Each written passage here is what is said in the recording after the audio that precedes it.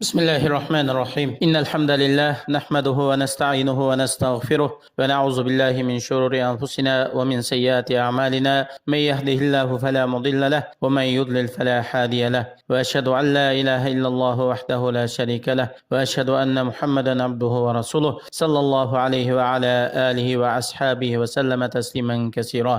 Assalamu alaykum va rahmatullohi va barakatuh. Hurmatli ustozlar, peshqadamlar, qarindoshlar.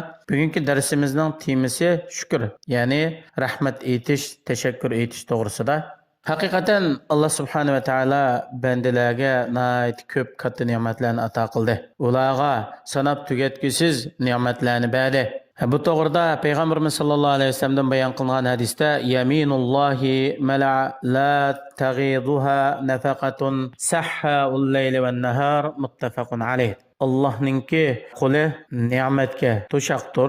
Kech kunduz bandalarga nafiq qismi bundan hech narsa kamlab qolmaydi. Alloh subhanahu va taolo rizqlarni taqsim qilib beradi, ata ihsonlarni beradi, xohlagan kishilarga hisobsiz rizq beradi. Ba'zi bandalarni xuddi balo musibat bilan kishilarni sinaganga o'xshash ba'zi kishilarni Alloh ne'mat bilan ixtibor qiladi, sinaydi.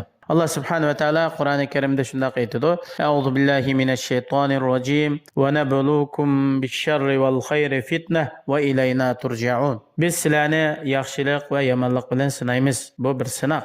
Sizlarningki qaytadigan joyinglar bizning tarafimizga. Allah subhanahu wa ta'ala mushu ne'matlarning hammasini Alloh o'zi ato qilguchi.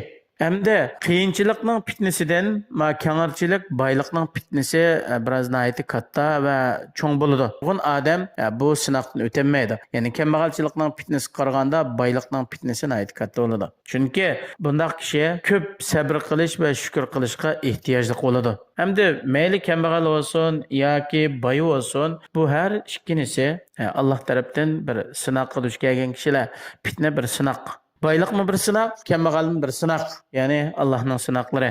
Hamda kambag'allik sabr qilib, bergan ne'matga shukr etib, Allohga rahmat, tashakkur etish bu bandaga doim lozim bo'lgan ish. Allohning buyruqlarini o'rinlash, cheklamalardan yenish, Allohningki qazoyi qadar taqdiriga ishonish. Bir ish bo'lib qolsa, bu Allohning taqdiri ekan deb shuni to'xtash va shundaqla haqiqiy Alloh taqvodorlik qilishmi, sabrchan bo'lish bilan shukr aytadigan, ya'ni rahmat aytadigan bo'lishning ustiga quriladi. Shunga Alloh subhanahu va taolo shukr qilishni Qur'oni Karimda iymon bilan birga keltirib shunday deydi: "Va ma yaf'alullohu bi'azabikum in shakartum va amantum."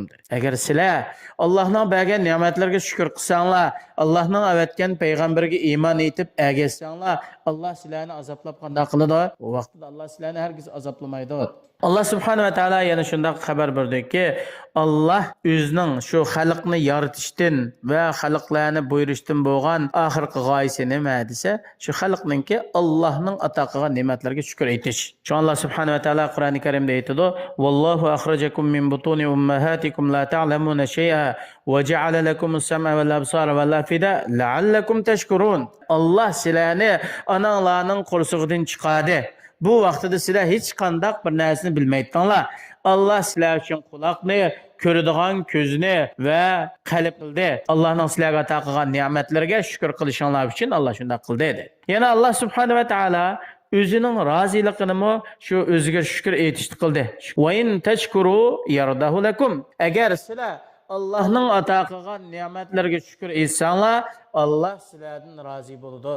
Allah kecha kunduzni yaratdi. Nima uchun desa, Allah bu kechini nima uchun yaratdi? Kunduzni nima uchun yaratdi? Nima uchun kechadan keyin kunduz keladi, kunduzdan keyin kech keladi? Buningda bir tafakkur qilib, undan keyin Allohning ne'matlariga yana shukr etish. Allah subhanahu va taolo Qur'oni Karimda aytadi: "Va huvallazi ja'ala al-layla wan-nahara khilfatan liman arada an yadhakkara aw arada shukr." Allah subhanahu va taolo kech kunduzni davomlashib, aqma bir kesi bir keladigan shunday qildi. Kim uchun? Allohningki ne'matlarini aslab, Allohning ato qilgan fazl rahmatlarini aslaydigan yoki Allohga rahmat, tashakkur, shukr qiladigan kishilar uchun buni bir tafakkur qiladigan ish qildi dedi. Allohningki hamda bandalari ikki turga ayrildi. Ya Allohning ne'matlariga shukr qiladigan bandalardan bo'ladi yoki Allohning ne'matlariga tong'uchi, noshukrlik qilguchi, tuzkorlik qilguchilardan bo'ladi. İnna hadaynahu sabila imma shakira va imma kafura. Haqiqatan biz ularni to'g'ri yo'lga boshlaymiz. To'g'ri yo'lni ko'rsatamiz, to'g'ri yo'lga yetaklaymiz. Ular ya Allohning ne'matlariga shukr etib to'g'ri yo'lda bo'ladi, yoki Allohning ne'matlariga tuzkorlik qilib, shukrsizlik qilib kafir bo'ladi. Haqiqatan Allohga shukr etgan bandalari Allohga haqiqiy ibodat qiladigan bandalar ekanligidan Alloh xabar berdi. Kimki Allohning bergan ne'matlariga shukr qilmaydi ekan, bu odam haqiqiy ibodat ahlidan bo'lmaydi. Alloh subhanahu va taolo o'zi zimin ahliga avatgan avvalgi elchisini Madinada bu nayt shukr etadigan bandamte deb madilab shundoq deydi. Zurriyata man hamalna ma'a Nuh innahu kana abdan shakura. Nuh alayhisalom bilan birga kemida ilib mangan kishilarning avlodlaridan. Haqiqatan o Nuh alayhisalom Allohga nayt ko'p shukr etadigan bandetdi. Allah subhanahu wa ta'ala Musa aleyhisselamni, yani özünün bendisi bo'lgan Musa aleyhisselamni, özü Musa aleyhisselamga ato qilgan payg'ambarlik, elchilik va Allah bevosita so'z qilgandan iborat mushundoq ne'matlarga Allohga bir shukr etishga buyurib shundoq degan. Qala ya Musa inni istafaytuka 'alal nasi bi risalati va bi kalami fakhudh ma ataytuka va kun minash shakirin. Allah subhanahu wa ta'ala aytadi: "Ey Musa, men seni insonlarning ichidan o'zimga elchi qilish va sana ayrim bir so'zlashdan iborat mushunda xususiyatlar bilan seni alohida tanladim. Men sana bergan Tavratni, mening vahiy hukmlarimni mustahkam tutqin va sen shukr etuvchi kishilardan bo'lgin" deb Musa aleyhisselamga shundoq aytgan. Yana Allah subhanahu wa ta'ala o'zining xalili İbrahim aleyhisselamni o'zining ne'matlariga shukr etganligi bilan madilab maqtab shundoq deydi. Inna İbrahima kana ummatan qanitan lillahi hanifa va lam yakun minal mushrikin shakiran li an'umih. Haqiqatan İbrahim aleyhisselam to'g'ri yo'lda bo'lgan, Allohga bo'ysunuvchi bir ummatdi, bir millatdi. O hargizmi mushriklardan bo'lmagan. Allah'ın nimetlerine şükür etkişidir. Allah subhanahu ve teala yana Davud aleyhisselamның aile tavabatlarını mu şükür etişki buyurup şundak degen. İ'melu ala Davud'a şükra. Davud'ның aile tavabatları Allah'a şükür etadigan amellerini kılanlar. Süleyman aleyhisselam Allah subhanahu ve teala'ga dua qilgan deydi. Özüne şükür qiluvchilarning qatoridan qilish uchun Allohga dua qilgan. Robbi auzi'ni an ashkura ni'mataka allati an'amta alayya va ala walidayya. Robbim, sila menga va mening atamga in'am qilgan ne'matlarga meni shu bir shukr qilgan kishilarning qatoridan qilsa deb Süleyman aleyhisselam Allohga shunday dua qilgan. Va Allah subhanahu ve teala o'zining payg'ambari va oxirgi elchisi bo'lgan Muhammad aleyhisselamni shukr qilishga buyurib shunday degan deydi. Balillaha fa'bud va kum minash shakirin. Allohga ibodat qilgin, Allohga shukr qiluvchilardan bo'lgin. Allah subhanahu ve teala Luqmanul Hakimni shukr qilishga buyurgan. Degan: "Va laqad atayna Luqmanal hikmata an ishkur lillah." Biz albatta Luqmanga hikmatni ato qildik va Allohga shukr etish uchun biz buningga hikmatni berdik.